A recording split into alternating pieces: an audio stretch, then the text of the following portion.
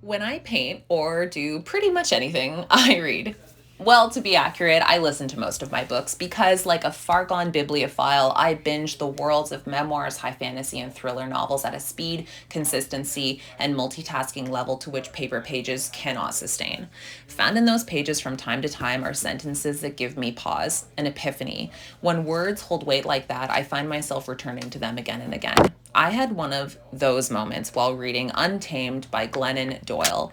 The epiphany phrase from the book that struck me the deepest is, quote, every time you're given a choice between disappointing someone else and disappointing yourself, your duty is to disappoint that someone else. Your job throughout your entire life is to disappoint as many people as necessary in order to avoid disappointing yourself, unquote.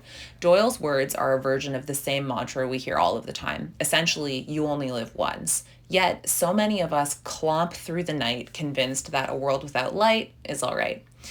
For me, reading Doyle's words were the last little inoculation of permission I needed to embark on a new path. Starting in 2018 and bleeding through into the first half of 2020, I existed in a happiness vacuum. There were bright spots, sure, but I lacked a true sense of fulfillment and joy. My life had done an 180-degree spin. Nothing felt familiar. I was really struggling with my mental health. Then we lost my dad to cancer a few short weeks after I graduated from university. In support of my family, I stepped into a managerial role in dad's business. As my family and I worked to save it, I pulled a duvet of other people's hopes and expectations around my shoulders. Then I added my own thoughts about their hopes and expectations for me on top. As the months wore on, while effective in the work that I was doing, I was so sad and drained by a role that didn't bring me happiness. One thought nattered against my skull daily: this isn't you. Cue Glennon Doyle, Untamed, Epiphany, Permission Giving, Validation Moment. Quote, your job throughout your entire life is to disappoint as many people as necessary in order to avoid disappointing yourself. Unquote. I started thinking about what my life would look like if instead of being concerned about disappointing others, I focused on honoring myself. A friend mentioned fine art school. I Googled, I sent an email.